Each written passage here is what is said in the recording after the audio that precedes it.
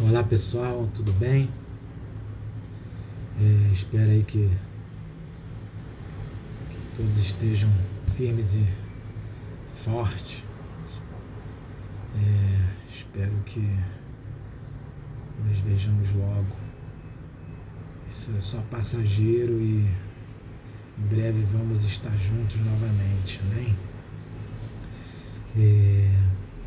Fui desafiado para falar sobre Atos 23 e dando sequência, né, ao nosso devocional de Ushers.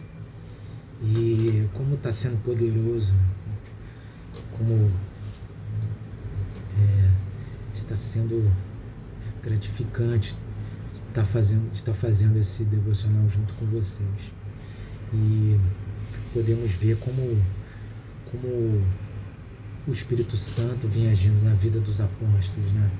E vai agir ainda mais agora na vida de Paulo, no decorrer de todo Atos até o final dele. E antes de iniciar, antes que eu fale de Atos 23, eu vou falar brevemente os últimos versículos de Atos 22, no qual Paulo ele se revela um cidadão romano e é levado até o Sinédrio para falar com os líderes do conselho. E já em Atos 23, diante do Sinédrio, Paulo ele aproveita a oportunidade para falar em sua defesa, né? Então eu vou ler aqui logo o primeiro versículo de Atos 23. Paulo olhou fixamente para o conselho dos líderes do povo e disse: Irmãos, tenho vivido diante de Deus com consciência limpa. Podemos ver aqui como Paulo fazia a vontade de Deus, né? Como é maravilhoso. E ele declara isso abertamente já em sua defesa diante de todo o Sinédrio. Então, na sequência, né, Paulo ele é agredido, ele é questionado, né, do que ele estava falando ali. E o que acontece? Então, Paulo ele sabendo que o Sinédrio ele era composto por saduceus e fariseus, Paulo acaba dividindo o grupo. Por que ele acaba dividindo o grupo? Ele se apresenta como um judeu e que acredita na ressurreição. E diante disso, né, dito isto, causou um tremendo tumulto, uma divisão entre o Sinédrio e entre os líderes que estavam ali. E a partir daquele momento, alguns defendiam o que Paulo tinha dito, né? Que era a ressurreição, que é acreditar na ressurreição, e outros o condenavam, porque não acreditavam naquilo. Ou seja, virou uma discussão ali, uma divisão ali sobre doutrina, né? E podemos ver que Paulo, ele não estava numa situação independente disso, ele criou um tumulto ali entre eles, porém, Paulo, ele estava ali numa situação desfavorável, né? Ele não era bom para ele, independente daquilo, não era legal para ele. Ele ainda estava ali numa situação totalmente desfavorável, ruim, né? Então, e podemos ver isso aqui na palavra. Eu vou ler para vocês. No versículo 10. A discussão ficou cada vez mais violenta e o comandante teve medo de que Paulo fosse feito em pedaços. Assim ordenou que os soldados o retirassem à força e o levassem de volta à fortaleza. Podemos ver aqui que o comandante é que teve medo. Olha só que maravilhoso. Foi o comandante que teve medo de que Paulo acontecesse alguma coisa com Paulo.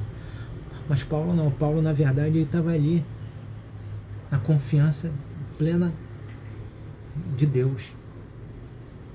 E isso se torna claro quando ele volta à fortaleza e à noite o Senhor aparece para Paulo. E eu vou ler esse versículo 11 para vocês. Naquela noite o Senhor apareceu a Paulo e disse: tenha ânimo, Paulo. Assim como você testemunhou a meu respeito aqui em Jerusalém, deve fazê-lo também em Roma. Glória a Deus por isso.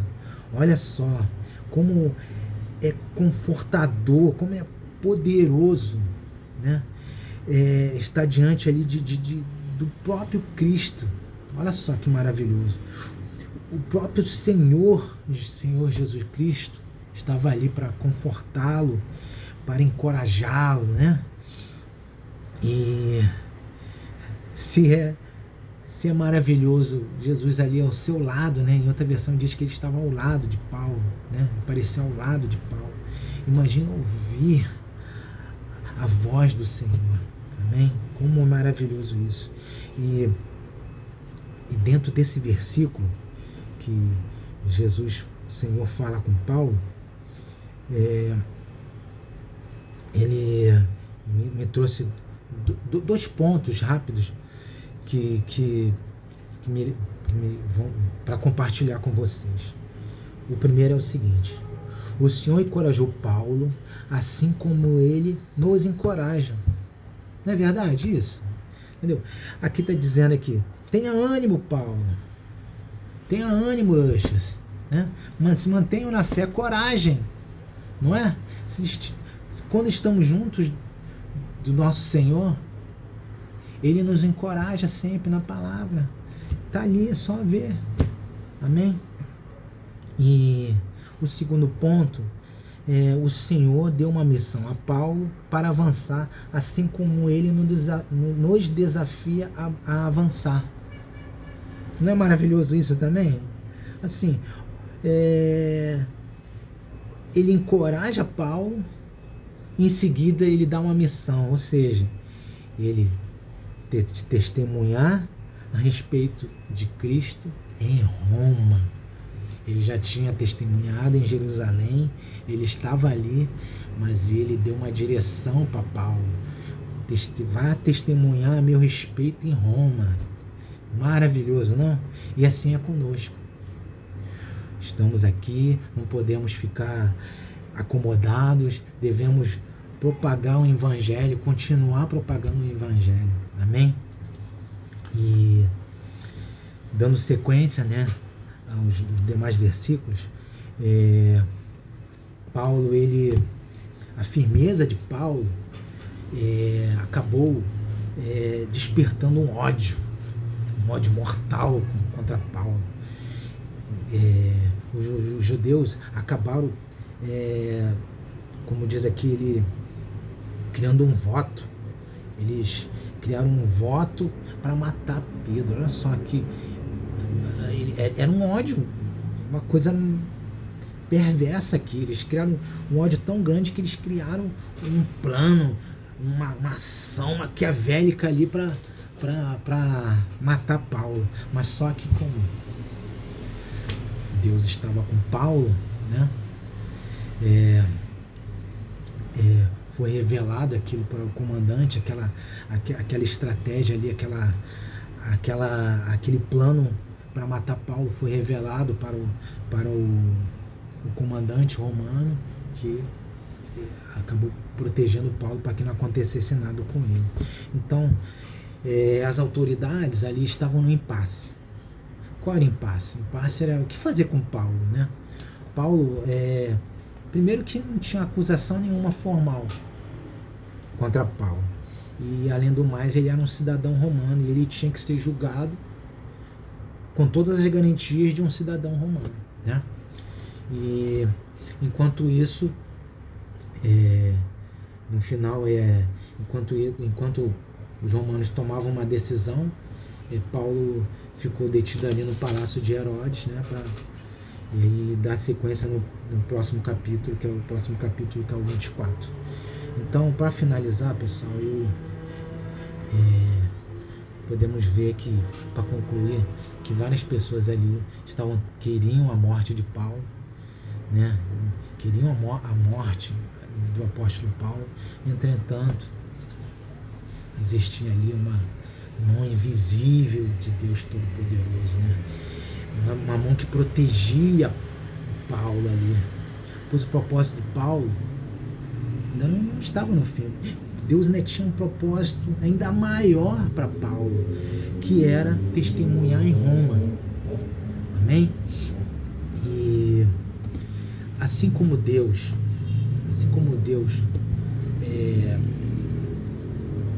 tinha um propósito para Paulo, Deus também tem um propósito para nós.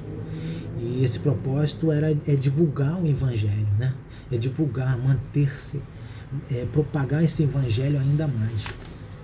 E assim como Deus protegia Paulo, Deus não protege também. Deus cuida de nós. E mantenha-se, confie nele sempre, que ele vai estar sempre cuidando de nós. Não precisamos nos angustiar por causa disso. Amém?